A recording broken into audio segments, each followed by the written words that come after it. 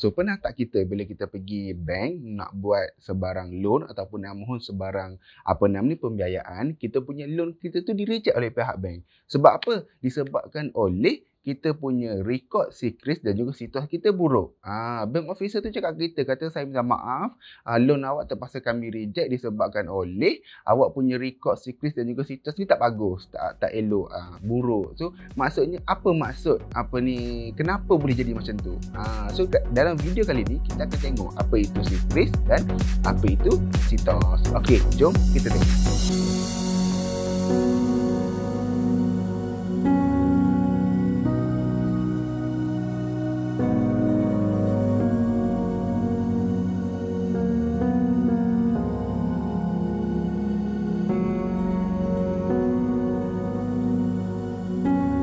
Hai, Assalamualaikum. Anda bersama saya, Afiq bin. So, dalam video kali ini kita akan menceritakan berkenaan dengan apa itu Sikris dan apa itu situs. Okey, so sebelum kita masuk kepada tajuk kita, kita kena faham dulu. Sebelum kita memohon apa-apa pembiayaan daripada bank, pihak bank akan tengok kita punya credit history ataupun sejarah pinjaman kita tu. Maksudnya bank nak tengok kita ni boleh bayar ke tak loan yang bank nak bagi tu. Kita boleh bayar tak pinjaman yang bank nak bagi kepada kita tu. So dekat mana bank nak tengok benda ni? Bank akan tengok benda ni dekat situs ataupun Sikris. Ataupun dengan bahasa mudahnya adalah bank nak tengok perangai pembayaran balik pinjaman kita tu. Pinjaman-pinjaman yang kita dah buat sebelum ni. Barulah bank boleh luluskan pinjaman kita seterusnya tu. Okey. So kat sini kita tengok pertama sekali adalah Sikris. Sikris tu apa? Sikris tu adalah satu biro kredit yang dikawal selia oleh pihak bank negara. Dan juga situs pula adalah laporan kredit yang dikawal selia oleh syarikat swasta.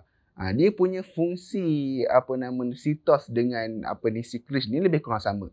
Cuma dia punya dikawal selia tu oleh badan yang berbeza. Macam Sikris ni daripada bank negara dan situs ni pula adalah syarikat swasta. So kat sini kita tengok berkenaan dengan Sikris tu, apa yang ada dalam rekod Sikris kita. So dalam rekod Sikris kita akan tersenarai ke semua jumlah pinjaman yang kita buat sebelum ni. Apa-apa pinjaman tu, hutang kad kredit, hutang personal loan, hutang kereta, hutang rumah, semuanya akan tersenarai di dalam rekod Sikris kita, termasuk hutang daripada Aeon dan juga hutang daripada PTPTN. So dia akan masuk dalam rekod Sikris kita. Dalam Sikris juga ada menyatakan kita punya rekod pembayaran dalam tempoh 12 bulan yang lepas. So dalam tempoh 12 bulan yang lepas tu, macam mana rekod pembayaran kita tu? Adakah kita bayar tepat pada masa, ataupun adakah kita ada sebarang tunggakan, ataupun kita ada sebarang lewat bayaran. So kalau kita ada sebarang lewat bayaran ataupun tunggakan, so benda ni akan ada dalam rekod Sikris korang. So tentulah benda ni tak bagus untuk bank tengok nanti. Bila dia tengok korang, okey, dia ni selalu dia punya loan selalu bayar lambat. So bila macam tu, bank dia akan menjejaskan korang punya kelulusan loan yang baru korang nak buat tu. Nampak tak? Walaupun setiap bank mempunyai kriteria yang berbeza ataupun formulir yang berbeza untuk mengira kelayakan seseorang tu, tapi sekiranya korang punya laporan Sikris tu teruk ataupun buruk, sama saja korang pergi mana-mana bank sekalipun, memang loan korang akan susah untuk approve. Maksudnya kalau rekod Sikris korang tu terdapat banyak lewat bayar, terdapat banyak tunggakan, korang punya payment schedule tu tak cantik, kejap bayar, kejap tak bayar. So memang mana-mana bank pun bila dia tengok rekod Sikris korang tu buruk, tak cantik, memang kemungkinan besar loan korang akan di-reject. Tak kira lah korang pergi bank kat mana, korang pergi survey mana-mana bank sekalipun. So amat-amat penting untuk korang jaga rekod Sikris korang ni. Jadi nak jaga tu macam mana?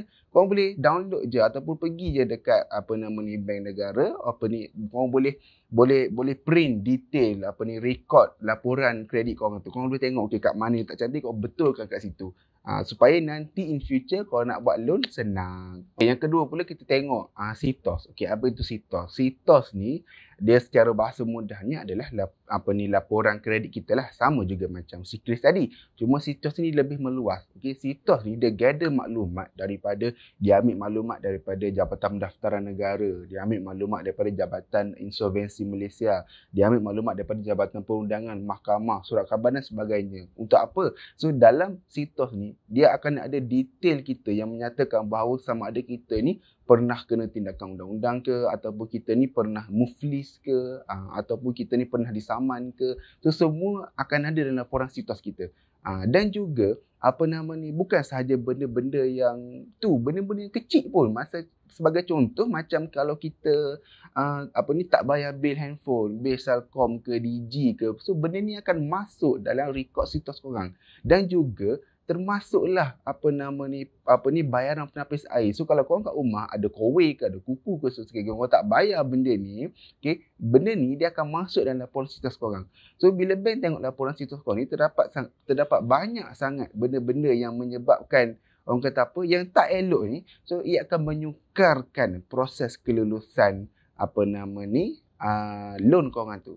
So sebelum korang pergi nak apply mana-mana loan daripada bank, tak kisahlah loan rumah ke, loan kereta ke, personal loan ke, korang kena tengok balik rekod Chris dan CITOS korang. Korang kena jaga elok benda ni.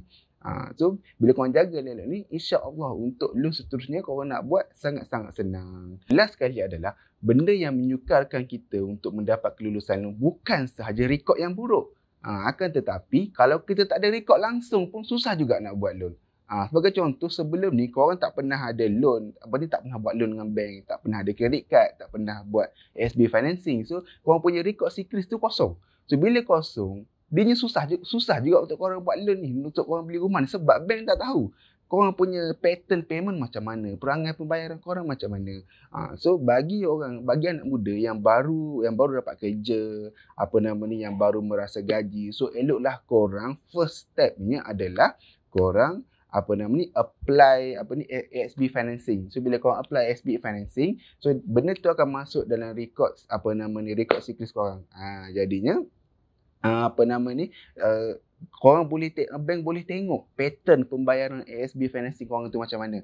Sebab apa? Sebab kenapa saya suruh buat ASB financing dulu? Sebab ASB financing ni dia lebih mudah untuk di-approve oleh pihak bank, walaupun korang tak ada apa-apa jenis apa-apa hutang lagi dengan bank. Bank boleh approve korang punya ASB financing tu. So untuk korang buat loan seterusnya, contoh korang nak buat loan rumah ke, nak buat loan kereta ke, bank boleh tengok korang punya rekod Chris tu. Bank boleh tengok rekod pembayaran ASB financing korang tu sama ada elok ke tak, cantik ke tak. So sebabnya ramai orang yang saya jumpa, dia nak buat loan dengan bank tu sangat susah bila dia tak ada rekod. Sama juga macam saya, bila saya nak pergi buat loan dengan bank sangat susah sebab saya tak ada apa-apa rekod. Jadi so apa benda yang saya buat lah, saya buat benda tu dulu. Saya apply credit card dulu, tapi credit card ni kena hati-hati. Kalau korang silap pakai, dia akan jadi masalah pula untuk di kedepan hari. Nampak tak? So pokok pangkalnya korang kena jaga rekod Chris dengan rekod CITOS ni kalau korang tak nak ada masalah kewangan. Jadi sekiranya korang mendapat manfaat daripada video ni, silalah korang tekan butang subscribe di bawah ni, ataupun korang boleh share video ni dekat kawan-kawan korang. So semoga lebih ramai mendapat manfaat daripada perkongsian saya kali ini. Jadi kita jumpa lagi dalam next video. Assalamualaikum.